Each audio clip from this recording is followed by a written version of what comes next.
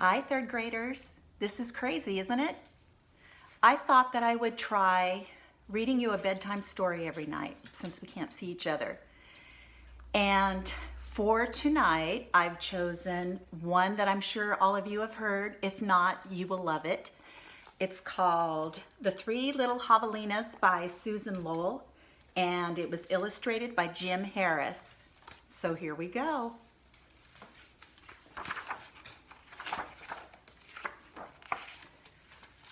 Just like at school, I'm going to look at the words first and then I'll show you the pictures. Once upon a time, way out in the desert, there were three little javelinas. Javelinas are wild, hairy, southwestern cousins of pigs. Their heads were hairy, their backs were hairy, and their bony legs, all the way down to their hard little hooves, were very hairy, but their snouts were soft and pink. One day, the three little javelinas trotted away to seek their fortunes. In this hot, dry land, the sky was almost always blue. Steep purple mountains looked down on the desert where the cactus forests grew. Soon the little javelinas came to a spot where the path divided and each one went a different way. My little dog Harry wants to look at the pictures, apparently.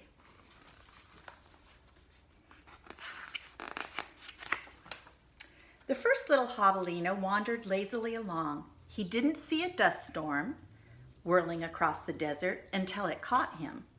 The whirlwind blew away and left the first little javelina sitting in a heap of tumbleweeds. Brushing himself off, he said, "I'll build a house with them." And in no time at all, he did.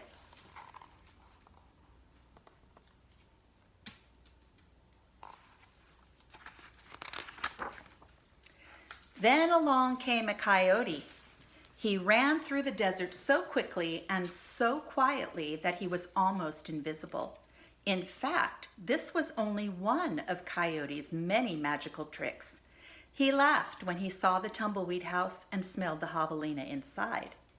A tender, juicy piggy, he thought. Coyote was tired of eating mice and rabbits.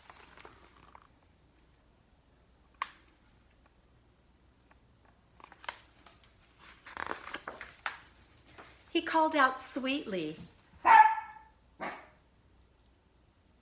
little pig, let me come in."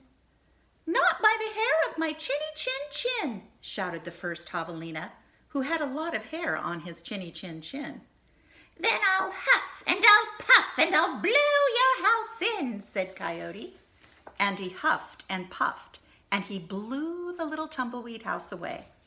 But in all the hullabaloo, the first little javelina escaped and went looking for his brother and sister.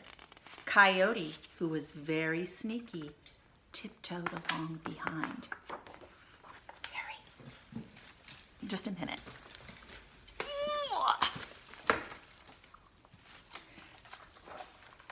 We'll see if he behaves.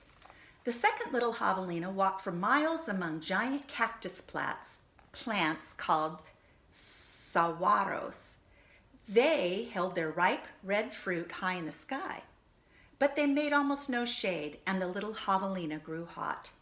Then he came upon a Native American woman who was gathering sticks from inside a dried up cactus. She planned to use these long sticks, called saguaro ribs, to knock down the sweet cactus fruit. The second little javelina said, "Please, may I have some sticks to build a house?" "How," she said, which means yes in the language of the desert people.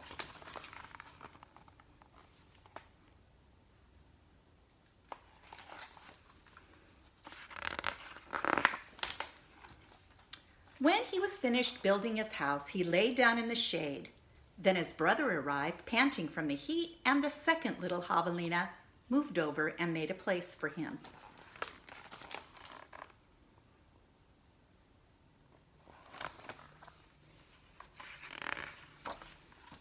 Pretty soon, Coyote found the saguaro rib house. He used his magic to make his voice sound like another javelina's.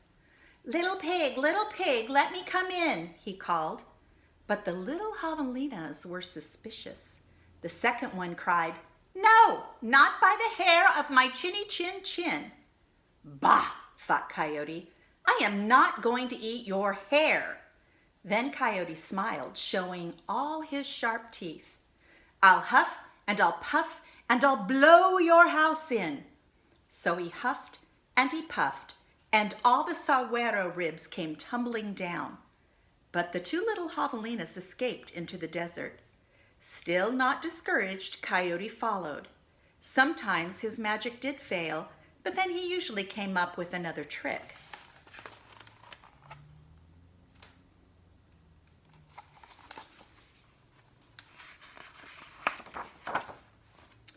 The third little javelina trotted through beautiful Palo Verde trees with green trunks and yellow flowers. She saw a snake sliding by, smooth as oil. A hawk floated round and round above her.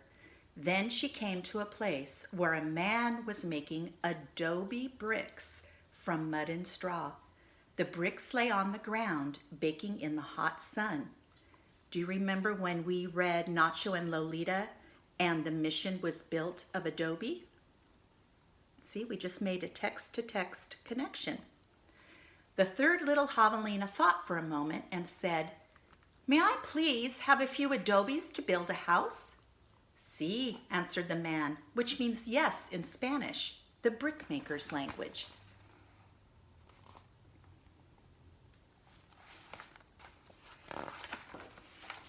So the third javelina built herself a solid little adobe house, cool in summer and warm in winter. When her brothers found her, she welcomed them in and locked the door behind them. Coyote followed their trail.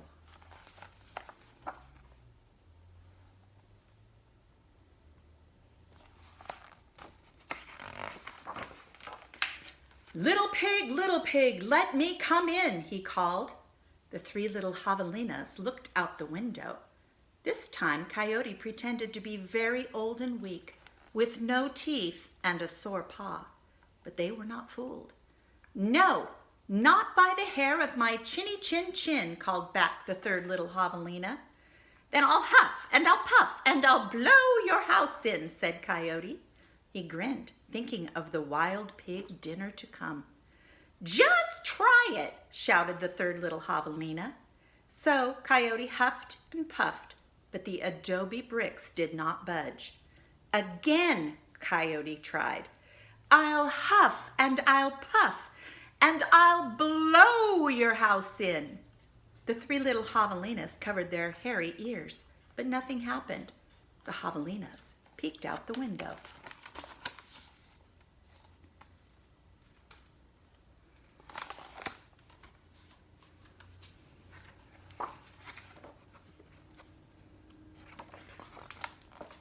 The tip of Coyote's raggedy tail whisked right past their noses.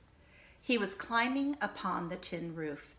Next, Coyote used his magic to make himself very skinny.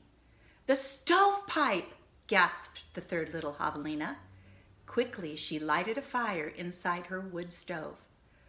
What a feast it will be, Coyote said to himself. He squeezed into the stovepipe. I think I'll eat them with red-hot chili sauce. Whoosh! Zizzle!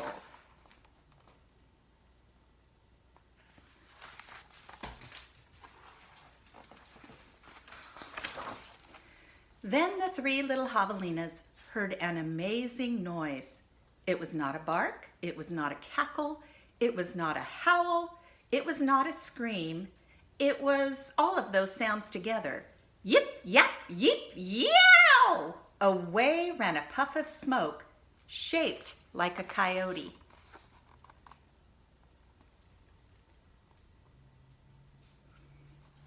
Does anybody recognize that painting right there? It's a very famous painting. You may have seen a picture of one before.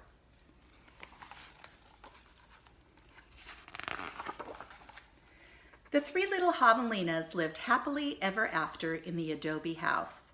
And if you ever hear Coyote's voice way out in the desert at night, well, you know what he's remembering.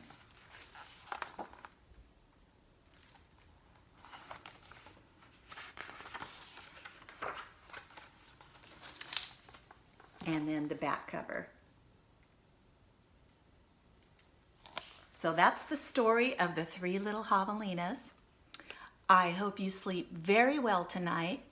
Don't forget to read something every single day and try to do a little bit of math. Hi. Yeah, right. And I'll talk to you tomorrow night.